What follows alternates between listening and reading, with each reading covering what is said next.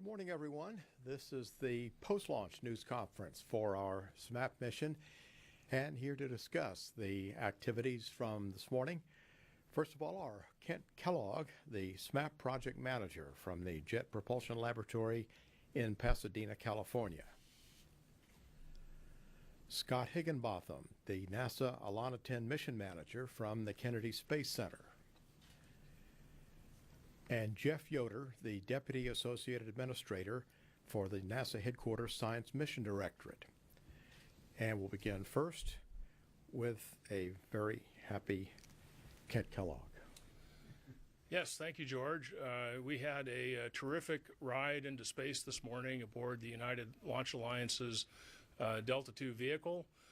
They deposited us exactly where we wanted to be with very good accuracy and precision. We had a very nominal separation, and I believe we have that video we can play of the separation sequence.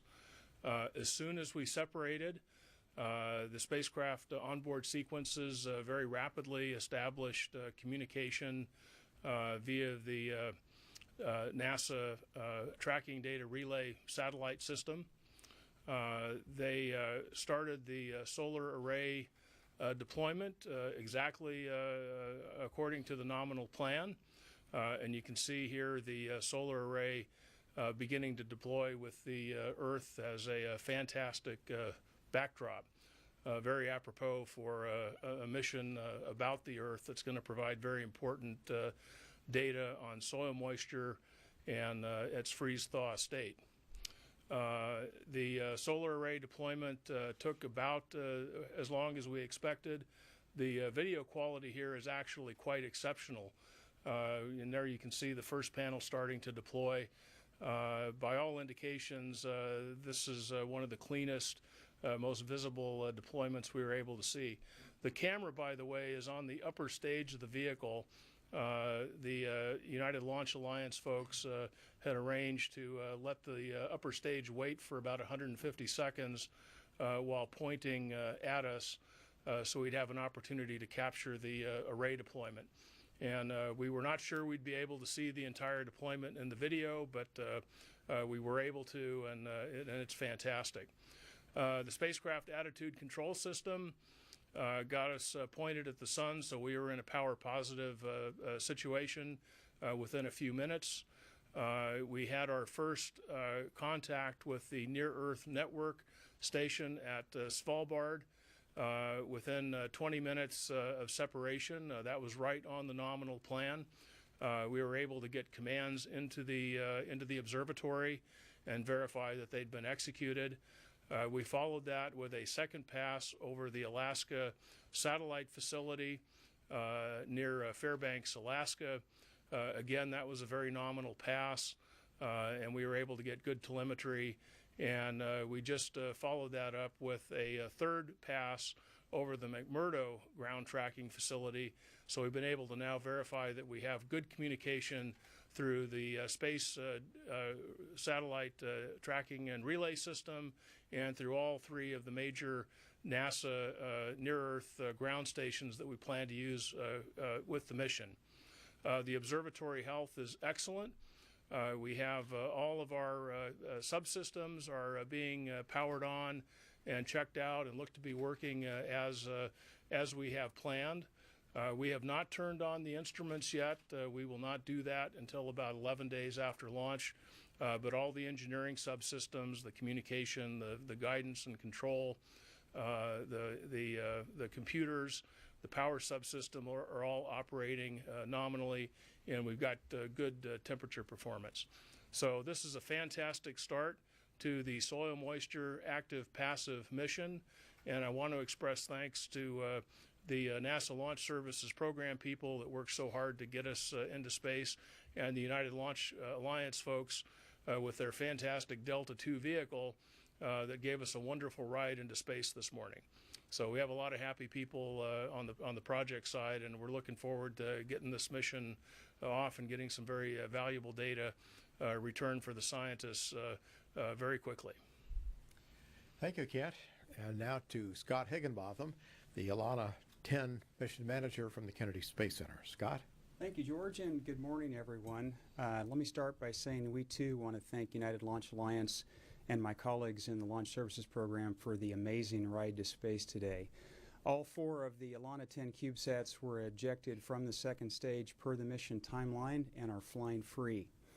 The way we force these CubeSats to operate, they cannot turn on their transmitters for a period of time after they're deployed in the interest of protecting the second stage and the primary mission. So the current timeline has the 2 Firebird spacecraft and Griffix turning on their transmitters about now, about as we're speaking right now. What they start doing is beaconing to the ground, sending a brief radio signal saying, I'm here, and they wait for someone to contact them. We don't expect to hear back from the spacecraft for a little while, waiting for them to come over their ground stations here in the continental United States. But we may actually hear of their beacons early coming from European ham radio operators who sometimes listen in for the signals and then communicate via the internet that they've heard from our spacecraft. ExoCube will turn on a little later, about 11:30 this morning, and it will start beaconing to the ground as well. In summary, great ride today into space. We're looking forward to getting the return from these satellites as they begin their missions, and I do want to acknowledge all of the university students out there that had a part in building these spacecraft and getting them into space today. George? Thank you, Scott. And now Jeff Yoder, the Deputy Associate Administrator for the NASA Headquarters Science Mission Directorate. Jeff? Thank you, George. What a morning.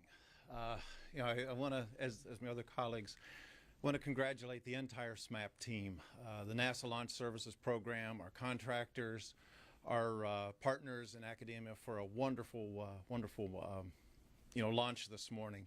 I know a lot of people are eager for the SMAP mission to begin delivering the most accurate and highest resolution maps of soil moisture, ever obtained.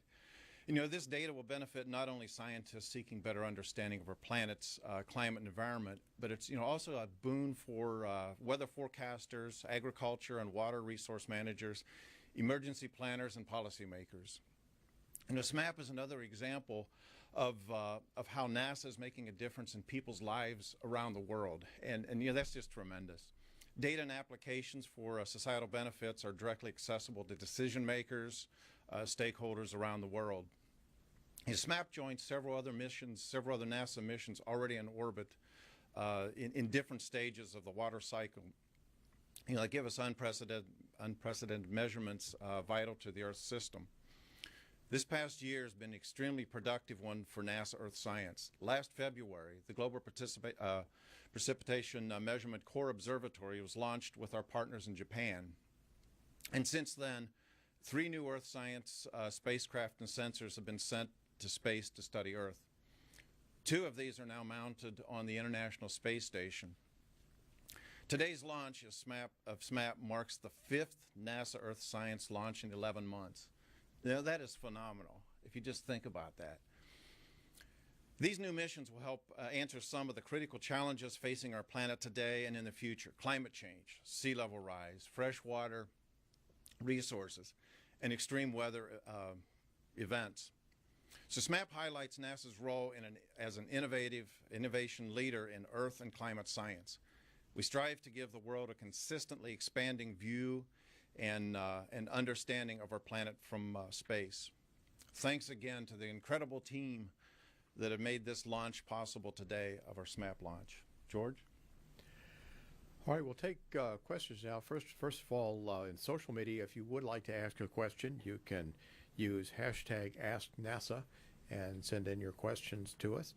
We'll check first to see if we have any questions here in the room from any of our reporters here. Any questions in the room? Okay. All right. Did we get any social media questions? All right.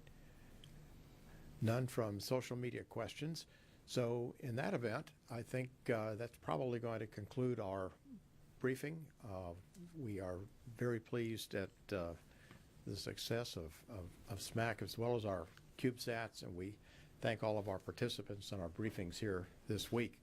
So with that, that will conclude our briefing and our coverage for the SMAP mission.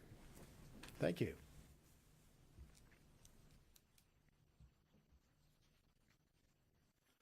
Green board. 10, 9, 8, 7, 6, 5, 4, 3, 2, 1. Engines start and lift off of the Delta II rocket with SMAP, making global observations of soil moisture for climate forecasting.